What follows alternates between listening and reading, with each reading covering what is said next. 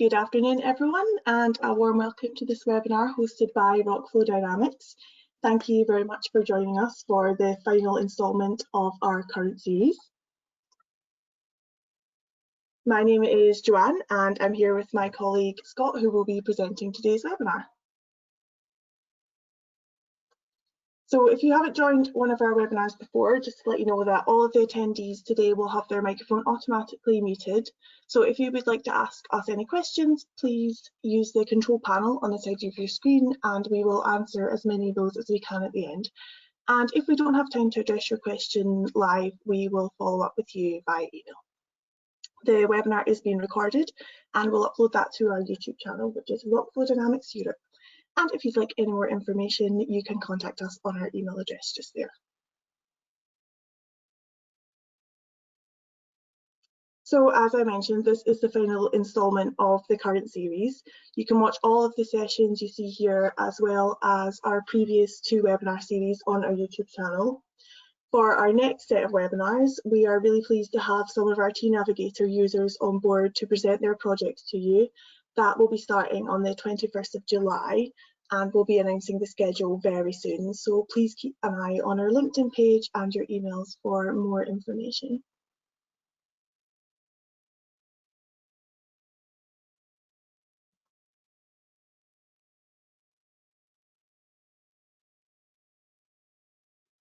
Oh, sorry. There we go.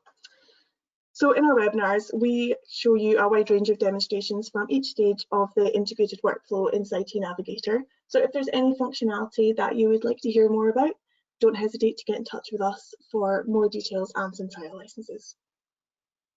So now I would like to hand you over to Scott, who is going to present to you the future of reservoir modelling. Thank you, Scott. Joanne, thank you very much for the introductions, and also thank you very much to everyone who's joined. This, as Joanne mentioned, is the final installment of Series 3 since we began this effort just after going into the lockdown. And we've had such an amazing turnout, so thank you to everyone who's joined us.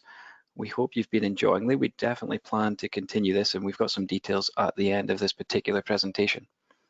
So this presentation today is described as the future of reservoir modeling, and we have this tagline here: integration is everything. And what we want to do is explore how we mean integration, not just in terms of the software technology, but as a solution provider, how we can help yourselves as end clients to work better, and we're there to act in collaboration to support your projects. So we've got a few slides on it, and we'll go through some details. And one of the key things about integration is we actually always remain agile to make sure that we can get our messages across to yourselves as the clients. And part of this is actually this webinar series. So far, the feedback from everyone's been exceptional, which is why we continue to do them. And we very much encourage everyone, give us your feedback, let us know which topics specifically you want to discuss, what details you need and require more of. You don't need to wait to one of these sessions. You can contact us on any of our communication channels and we'll be more than happy to hear from you. So without further ado, let's move into the slides and into this session. So firstly, why do we model? We model because it's not the only industry in the world that chooses to do models. They help us to evaluate the risk and reward. When you set about acquiring acreage and you plan to discover and return hydrocarbon, you expect some reward for the risk you take. And to do that, models are very helpful. They can indicate to you how to balance that risk and where the best bet to place that cash or capital is. You also want to prepare. So as we can see on the right hand side, this poor individual either watched a weather forecast and didn't take, well, perhaps the weather forecast was wrong, or didn't, and then actually the preparations are not so good and you're left in the state where a newspaper is actually the best thing you can do to save yourself from the downpour. And of course, if you model, you can better prepare yourself in that situation. Maybe an umbrella would have been quite a good opportunity to get one of them, or even a rain mac as well, or even the timings could be different. So all these things help us to make best decisions, and that's actually what we're aiming to do with the models. As we build these models, what are the particular bottlenecks that often get in the way of doing the projects efficiently? What are the key bottlenecks, key challenges that we face? Time, of course. I even think that this image is probably wrong. When do you need the project to be delivered by? And the clock says now, probably yesterday is actually the right answer. We're always subject to time. We've got this investment that we want to make, and we need to make decisions at some point because there's stakeholders who are keen to get the return on investment. So of course, you're always at the mercy of time. So somehow you want to be able to do as much as possible in the allocated time frame that you have available. So we're going to talk a little bit about some of the advances that we as a company have helped to minimize that bottleneck. Data, you know, as an oil company, it's all they have. Data is everything. It's so crucial.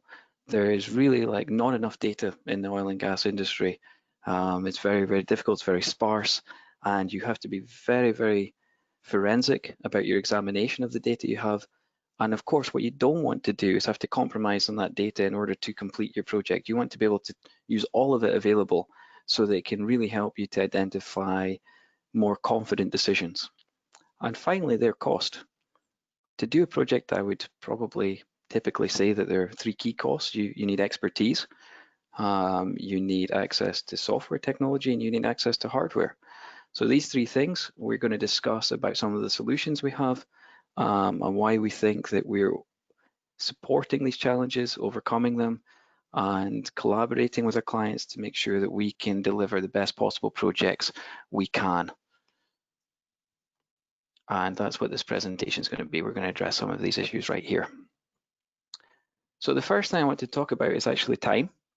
And here we have the title, Hardware World, Are We Obsessed? And yes is the answer, we really are. So we're software, you know, as the business started, we created a software technology. Now, the slide you see there in the top left, dated 2005, it's actually from more like 2015. This is from a presentation from my colleague Dmitry Idanov a few years ago. And actually it was going back to the very beginning of rock flow dynamics. And actually we made a very, very good decision. Our CTO decided not to concentrate on single core performance, as what the evidence was suggesting in the hardware world is the CPU platforms were moving to multi-core architecture. Now this is where you can start to gain benefits of speed up in performance when you move to the multi-core architecture that's available. So the solver was designed that way, that you could distribute the equations and calculate them more efficiently by doing this approach. And in 2012, after building a technology, this paper was released by Bogachev et al. And what it does is talk about how the solution of the solver really was scalable. So in this particular example, in this paper 163090, one of the examples here is 43.5 million active grid block that was computed on 4,096 cores and had an acceleration factor of 352 times with respect to single core. But actually what was quite interesting, and I go back to the title of this slide here, Are We Obsessed in Hardware? There's a comment in the conclusion section, which I'll just read to you verbatim, and it states, with the current state of GPU development, the benefits from using CPU-GPU configurations remain unclear. It may take several more generations of GPU architecture to become competitive with dual CPU Intel Xeon-based performance. Now, it's an interesting thing to write back in sort of 2011, 2012. 2017, Bogachev et al. Are back again with paper 187797, and here it's actually talking about the advances of GPU, CPU-based architecture in order to run faster simulations and model-based performance. And actually, we continue to always put into the research and development in this side, because if we can tune the technology, the software technology, to take advantage of today's hardware updates, we're always going to see advantages and gains, and we're always going to be therefore making sure that that key bottleneck of project of time, we are enhancing and facilitating and improving. So today as a business, since 2019, we spent something in the region of about $2 million on hardware as we continue to upgrade our clusters and we continue to look at the latest changes in technology. So approximately in the business worldwide of Rockflow Dynamics, we'd have roughly about 12,000 CPUs and about 60,000 GPU cores. So this is pretty sufficient. We need this as we continue to do lots and lots of development. We need to do lots of regression tests every time we release new versions, and we also run some project work as well with this. So this gives us a lot of power and makes us a very efficient software development team. So of course, if any client looks for more details on hardware developments and how actually this can aid their business by aligning it with a very parallel and very scalable technology, then please let us know and we can always share more details. So what does it actually mean? I want to share this slide. This was a slide that was delivered at one of our European seminars back in 2017 by Wintershall, currently named Wintershall Dea. And actually they showed some real breakthroughs in the scalability of the tNavigator solver. They pushed some limits and they had access to this giant cluster called Curiosity. Got access to 256 nodes, each node containing 40 cores. And that was a total of 10,240 cores. They ran a 1 billion cell model on it. And the speed and time it took to run that model was simply 2 hours, 2 minutes, and 21 seconds. So by that, what we are suggesting there is twofold.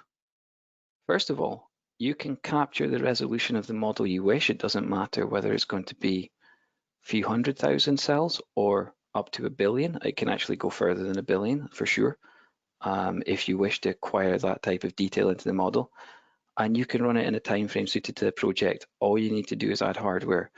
During this test that we're showing the slide for, there was no signs of algorithm saturation. So effectively, if you added more hardware, you could have achieved a greater speed up, but this was just a limitation in what was available at the time for the business.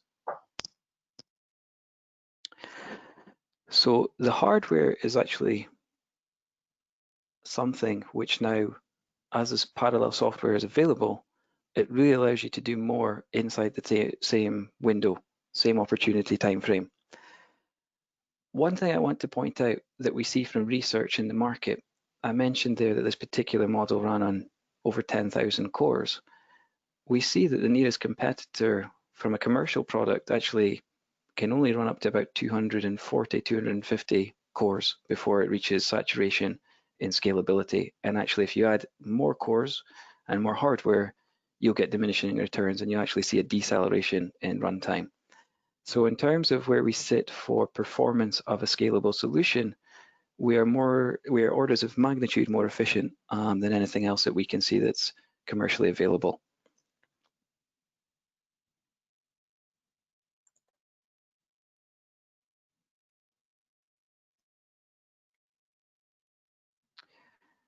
Now, the slides I've just mentioned there and talked about, they're specifically looking at simulation.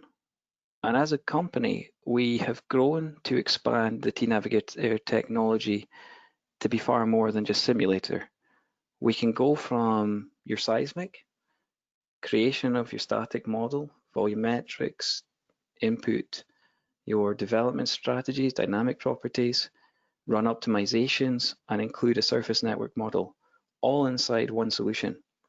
Now, to be able to do this and to keep progressing the software and to keep up with client requests and make sure that we're very agile, we recognize strategically that actually we want to increase the size of the development team. So currently there's about 130, 140 software developers all sitting inside our head office in the Moscow region. And we've just acquired space to almost double that size of that team. So strategically, we're very well placed to continue growing and the rapid developments that are demanded on us by our clients. And we see a great future ahead because of this. It allows us to be very nimble, very agile, and very progressive. One thing that I'd like to draw out. We moved to a working from home solution to combat the COVID-19 pandemic. And actually the version that we've just released is 20.2, came commercial in July. And actually, to my knowledge, it had the greatest number of update notes in our history. So even working in like this remote way as a team, our developers have still managed to produce an enormous amount of updates to the software, and we're very grateful to them for their efforts with that as well. So thank you very much to our developers for continuing that, and thank you as well to our clients for all the feedback. This helps us to tune the product and the development roadmap sufficiently to meet all the expectations. As a software, this is a schematic of how it appears. So everything is inside one memory-based application. If you start to include different applications to do different parts of the workflow, you're very much at the mercy of the weakest link. It's exactly why we feel that the product is being so well received by the industry, where you do everything inside one solution, and very much based on our experiences of late, where we do complete workflows inside tNavigator, we are bridging together the different domains of geoscientists with engineers, so that no longer are they having to compromise on the data that they have, which was mentioned a little bit earlier in the presentation, but actually they work inside the same environment, all inside one ecosystem, let's describe it. So here you can actually see how we formulate our modules. We keep it exceptionally clean, actually. So we have something called Geology Designer, and that's everything you require to build your static model: seismic, well correlation, facies modeling, all the way through the static model builder. We have Model Designer, which is the pre and post processor, where you input dynamic properties, and you can create your development strategies. This can be the launchpad if you have a surface network to include, where you can also do your project coupling and have multiple projects inside there. And we have access for well design and PVT, all inside one solution, and all our optimizers and uncertainty tools are inside here as well. And you can utilize them at any stage, put weightings on different variables, and really try to gauge the uncertainties that are key to your project and key to making a more informed decision. With all this, actually, we have rich APIs to link to data management so that you can access data and pull it in and out easily, and also Python workflows as well, which are very exceptional for giving flexibility to the end user. And all of this is integrated so that you can work within a shared project workspace. So really it makes efficiency a lot better, and collaboration throughout the workflow, throughout the domains, much closer, much more tied in.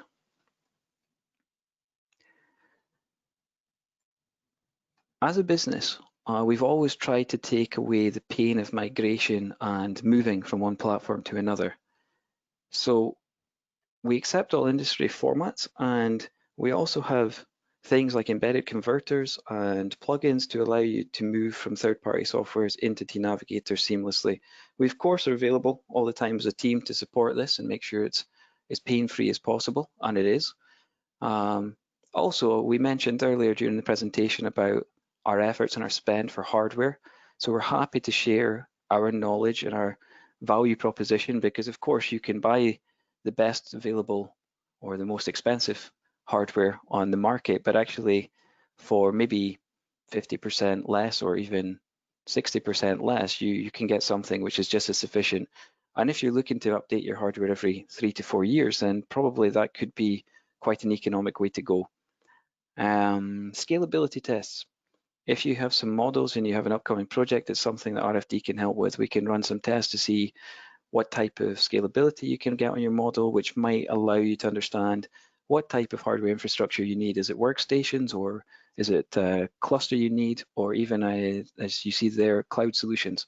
This is something which can be done on a pay-per-use basis, and it's a combination of software and hardware as a service.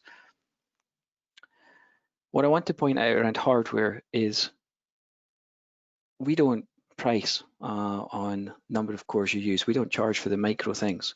So if you're running off a laptop, which is maybe 4 cores, it's just all included in that price. However, if you want to move to a workstation with 64 cores, 128 threads plus GPU cards, it's the same price. All of that's just included as one single parallel option. There's no limitation, it's just one license per box.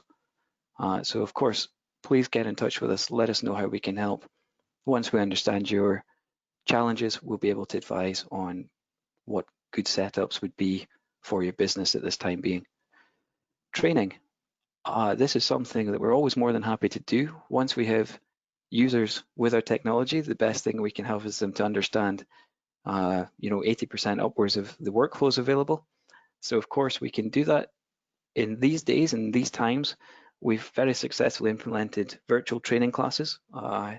We want to give lots of credit to our training team because this was really like inspiration. The training sessions are slightly shorter to avoid screen fatigue, but of course with a little bit more regular follow-up than you would do with a typical 3 to 5 day training class that you would do in the classroom environment. So of course, if you are using tNavigator and would like some extra updates or you feel like you need a bit of assistance, let us know. We can always arrange this either on the individual basis or as a business team. Not a problem. We work in 24/7 support mode. There's a tNavigator rfdyn.com email alias, so anything that's coming through there, we all have eyes on it and we'll have a hugely rapid response time and see if we can fix your problem in the most timely manner available. And we do 4 major releases per year. So of course, this very much helps us to remain agile to client requests. So if there's something that you require to support and enhance your project, we can quickly put it into the nearest possible release if the solution is not overly complex and implement it there. And we continue to run down that strategic goal of tying all domains together inside this unified platform. So all of that put together to give us an excellent solution. Now I just want to say about the major releases. This is just a few slides taken. My colleagues released some internally just a couple of days ago. So they've taken version 20.2 updates. They've created some PDFs and also some movies, which will be available to everyone. I actually want to point out to those of us who are viewing today the top left slide, which is Geology Designer Continuous Development. So these are specifically on the G&G side. And you can see there's a timeline there, 19.2 to 20.2. So that's just version 19.2 to 20.2. It's 1 year's worth of releases. And all of those features that you see there are just a sample of them. There's actually like, 10, 20 times more that the guys could have put in there. But it's an unbelievable amount of development going into this software at the minute. And we're very excited by what's coming as well. So we've got a huge amount of enhancements from where we were just a couple of years ago to now. It is extremely encouraging, and there's more to come as well. So this is great. You can see the aggressive development we're putting in there, and we'll continue to do this going forward. And I repeat again, for anyone out there who wants to see these 20.2 updates either in the PDF format or the video, please let us know and we can distribute it to you. Not a problem. When I talked earlier about integrating everything, as a business, we can actually support your business as an operator or a company who are doing projects, and we can provide consultancy-based studies. We have access to individuals with decades and decades of experience across the different domains. We can happily discuss your challenges, your project requirements, and see what can be done. Of course, we have access to our technology, we can access hardware, and we have the right people available in order to help if you have projects which need some extra efficiency, extra pair of hands. So of course, please get in touch at any time with us, and we'll be more than happy to discuss what can be done there and address any of your challenges. So we're almost getting to the roundup of this presentation. We've addressed some of the time issues that we can do. We can run faster these days with all this parallel technology embedded inside tNavigator. So even as you're building the static model, all your interpretations are parallel and running faster, can be run on GPU and CPU, all automated in the background. Of course, when it comes to running simulation models or even integrated asset models with a surface network, everything's parallel, everything's scalable. We talk about the data, how there's no need to upscale, how you can run a high resolution model and we can run that across either high-end workstation or cloud or cluster and improve the runtime there. So you honor your data. And the final point, of course, is cost. We've always remained not thinking about the micro issues when it comes to selling our technology and services. We try to, and always have done, is lump everything into domains, into big features. As a business, we remain flexible. So of course, we do models which can be hardware plus software. As a perpetual purchase, you can buy it outright, or you can lease it from us, or you can rent to own. All of these are solutions that are available. We addressed that we can run training courses. Often we can include that as part of any technology requirements that you have. And we also can provide solutions if it comes to project work that you need. So we very much encourage all of you to keep in touch with us. That's coming to the end really of today's presentations and updates. There's a lot more for us to share. We're very grateful to everyone for your attendance. We very much would like to hear feedback from you on different topics we can explore in the future. We want to address them all. I've mentioned throughout the presentation that anyone who wants more details, you just ask and we'll be happy to provide. And if anyone looks for training or access to trial the software, please let us know. So that's the presentation finished for this moment in time. I'm going to pass back to Joanne, and if anyone has questions, we'll be delighted to answer them. Thank you very much, Scott, for a good presentation. As Scott said, if you have any questions, you can pop those into the questions panel. We'll just give you a few seconds to finish writing those so we see if we've got anything to answer. And of course, Series 4 of webinars will be announced very soon. So please keep in touch with us. Can you see any questions there, Scott? I can see a couple, Joanne. Just give me a second to process them, if you don't mind.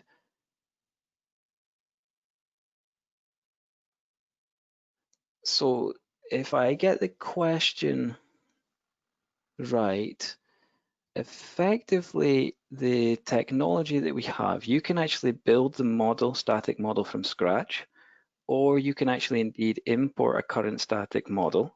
This is possible.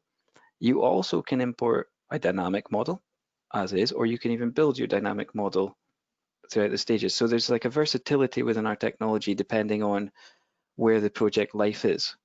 I think that should really answer the questions. I guess what I would suggest, based on, there's like a series of questions that I'm trying to answer in one, is come and talk to us about where you're at with your project. If you have a static model ready, it's okay, we can transfer that into tNav and go from there to work on the project. If you want to build the static model from scratch, again, get in touch and we can go from there as well. I also see a question here, Joanne, which asks about artificial intelligence. And I would say, so we see some uses in things like artificial intelligence and machine learning. And I think what I would answer is we already have some examples inside the technology of that. You can see some of the release notes, and as I mentioned, we have like the PDFs and videos of 20.2. You'll see some correspondence about where it is there. What I would suggest is a lot of these things you want from artificial intelligence and machine learning that they'll do the processes that are automated, that can be automated. And when it comes to review from the experts, you need to ensure that the data is not, you know, we have this like lovely saying, of course, across the years of garbage in, garbage out.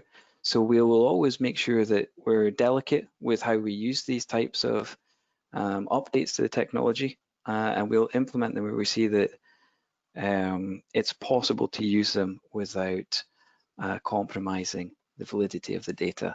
So we're always investigating what's out there. We're watching